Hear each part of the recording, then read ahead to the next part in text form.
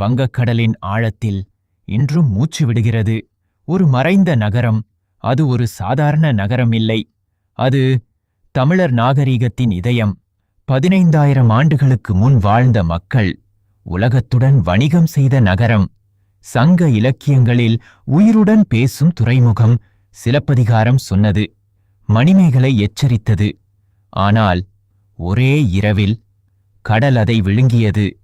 இதுதான் பூம்புகார், காவிரி பூம்பட்டினம், கடலுக்குள் மறைந்த தமிழர் பேரரசின் சாட்சி. இன்று அந்த நகரம் மீண்டும் கண்டுபிடிக்கப்பட்டுள்ளது. இந்த 10 நிமிடங்களில் உலகையே அதிர வைத்த பூம்புகாரின் உண்மையை பார்க்கப் போகிறோம். தமிழ்நாட்டின் நாகப்பட்டினம் மாவட்டத்தில் காவிரி 6 கடலில் கலக்குமிடம் அங்குதான் இருந்தது பூம்புகார். சங்க காலத்தில் இதன் பெயர் காவிரி பூம்பட்டினம், சோழர்களின் முதல் தலைநகரம். ஆனால் இதன் உண்மையான அதிர்ச்சி என்ன தெரியுமா? 2025 ஆண்டு ஆய்வுகளின்படி பூம்புகார் 15,000 ஆண்டுகள் பழமையானதாக இருக்கலாம் என்று விஞ்ஞானிகள் கூறுகின்றனர். அதாவது எகிப்து பிரமிட்களை விட ஆயிரக்கணக்கான ஆண்டுகள் பழமையான நாகரிகம். சீனப் பெருஞ்சுவருக்கு முன்பே தமிழர் நகரம் இருந்திருக்கலாம். சங்க இலக்கியங்கள் இதை ஏற்கனவே சொன்னன. சிலப்பதிகாரம், மணிமேகலை, பட்டினப்பாலை, அகநானூறு, புறநானூறு அனைத்தும் இந்த நகரத்தின் செல்வத்தையும் பெருமையையும் பதிவு செய்துள்ளன. ஆனால் இன்று அந்த நகரம் கரையிலிருந்து 2.5 கிலோமீட்டர் தூரத்தில் 20 மீட்டர் கடல் ஆழத்தில் மணலுக்குள் புதைந்து கிடக்கிறது. ஒரு காலத்தில் பூம்புகார் உலகத்தின் முக்கிய துறைமுக நகரங்களில் ஒன்று. ரோம பேரரசு, கிரீஸ், எகிப்து, அரேபியா, சீனா, தென்கிழக்காசியா, உலக நாடுகள் அனைத்துடனும் தமிழர்கள் வணிகம் செய்தனர். இங்கிருந்து ஏற்றுமதி செய்யப்பட்டவை மிளகு, மசாலா, முத்துக்கள், பட்டு, யானை தந்தம், மரப்பொருட்கள். அந்த காலத்தின் குளோபல் ட்ரேட் ஹப் இதுதான். மாற்றாக தங்கம், வெள்ளி, கண்ணாடி பொருட்கள், ரோமன் நாணயங்கள் பூம்புகாரை வந்தடைந்தன. 1,00,000க்கும் மேற்பட்ட மக்கள் வாழ்ந்த நகரம். பல மொழிகள், பல இனங்கள், பல மதங்கள். ஆனால் ஒரே அடையாளம், தமிழர் நாகரிகம். ஆனால் இத்தனை பெரிய நகரம் எப்படி மறைந்தது?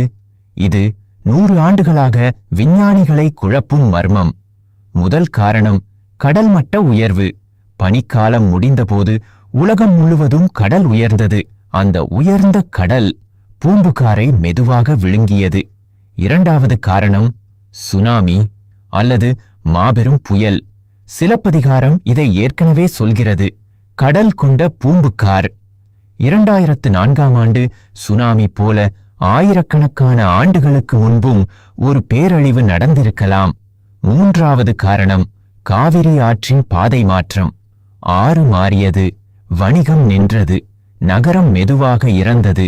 இறுதியில் முழு நகரமும் கடலுக்குள் மறைந்தது. பூம்புகார் வெறும் கதை அல்ல, அதை நிரூபித்தது அகழாய்வுகள். 1960 ஆண்டு முதல் இன்று வரை பல ஆய்வுகள் நடந்துள்ளன. முதல் அகழாய்வில் செங்கற்கள், மரக்கம்பங்கள், நீர்த்தேக்கங்கள் கண்டுபிடிக்கப்பட்டன. 1991 ஆண்டு கடலுக்கடியில் கட்டிடங்கள் கண்டுபிடிக்கப்பட்டன. 23 அடி ஆழத்தில் மனிதர்கள் கட்டிய அமைப்புகள். அது உலகையே அதிர வைத்தது. 1998 ஆண்டு ஒரு புத்த விகாரை கண்டுபிடித்தனர்.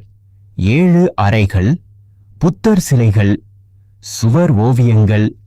2025 ஆண்டு ஆய்வில் கப்பல் சுவடுகள், கோவில் அமைப்புகள் மீண்டும் கண்டுபிடிக்கப்பட்டுள்ளன. இதன் அர்த்தம் என்ன தெரியுமா? சங்க இலக்கியங்கள் பொய் இல்லை. பூம்புகார் வெறும் வணிக நகரம் இல்லை, அது சகிப்புத்தன்மையின் நகரம். இந்து மதம், புத்த மதம், ஜைன மதம் மூன்றும் ஒன்றாக வாழ்ந்தன. முருகன் கோவில்கள் இருந்தன, புத்த விகாரைகள் இருந்தன, ஜைன மரபுகளும் இருந்தன. இது 2000 ஆண்டுகளுக்கு முன்பே தமிழர்கள் எவ்வளவு முன்னேறிய சிந்தனையுடன் வாழ்ந்தார்கள் என்பதை காட்டுகிறது. பூம்புகாரில் கிடைத்த ரோமன் நாணயங்கள், கிரேக்க பானைகள், அரிய கற்கள் ஒரு விஷயத்தை தெளிவாக நிரூபிக்கின்றன. தமிழர்கள் உலகத்தை இணைத்தவர்கள். வங்கக்கடலில் தொடங்கிய வர்த்தகம் மத்தியதரை கடல் வரை சென்றது. மிளகு, முத்துக்கள், பட்டு தமிழகத்திலிருந்து உலகத்திற்கு போனது. இன்று நாம் குளோபலைசேஷன் என்று சொல்வதை தமிழர்கள் ஆயிரக்கணக்கான ஆண்டுகளுக்கு முன்பே செய்துவிட்டனர். பூம்புகார் ஏன் முக்கியம்? ஏனெனில் இது தமிழர் வரலாற்றை மாற்றுகிறது. இது தமிழர் நாகரிகம் மிகவும் பழமையானது என்பதை காட்டுகிறது. சங்க இலக்கியங்கள் வெறும் கற்பனை அல்ல என்பதை நிரூபிக்கிறது. தமிழர்கள் உலகளாவிய வணிகர்களாக இருந்தார்கள் என்பதை காட்டுகிறது. மேலும் காலநிலை மாற்றம் உண்மை என்பதை நினைவூட்டுகிறது. ஒரு முழு நகரமே கடலால் அழிக்கப்பட்டுள்ளது. இப்போது பூம்புகாரை காப்பாற்றும் முயற்சிகள் தொடங்கியுள்ளன. கடலுக்கடியில் அருங்காட்சியகம், முழுமையான அகழாய்வு, யுனெஸ்கோ உலக பாரம்பரிய பட்டியல், சர்வதேச ஆய்வுகள், இவை அனைத்தும் திட்டமிடப்பட்டுள்ளன. ஆனால் இன்னும் 90% பகுதி கடலுக்குள் மறைந்தே இருக்கிறது. அங்கே இன்னும் எத்தனை ரகசியங்கள் இருக்கின்றன? பூம்புகார் நமக்கு சொல்லும் பாடம் என்ன? தமிழர் நாகரீகம் பழமையானது, மேம்பட்டது, உலகத்தை இணைத்தது, மத சகிப்புத்தன்மையுடன் வாழ்ந்தது. ஆனால் இயற்கையை வெல்ல முடியவில்லை. நம் பாரம்பரியத்தை பாதுகாக்கவில்லை என்றால் ஒரு நாள் நம் வரலாறும் கடலுக்குள் மறைந்து போகலாம். பூம்புகார் ஒரு நகரம் மட்டுமில்லை, அது தமிழர் பெருமையின் சின்னம், மறைந்த வரலாறு, மீண்டும் உயிர் பெறும் நாகரீகம். கடல் அதை மூழ்கடித்தது, ஆனால் வரலாறு அதை மீண்டும் மேலே கொண்டு வந்தது. இதுதான் தமிழர் நாகரீகம். பழமையானது, பெருமையானது, அழிக்க முடியாதது. பூம்புகார் மூழ்கிய நகரம் அல்ல, மீண்டும் எழும் தமிழர் வரலாறு.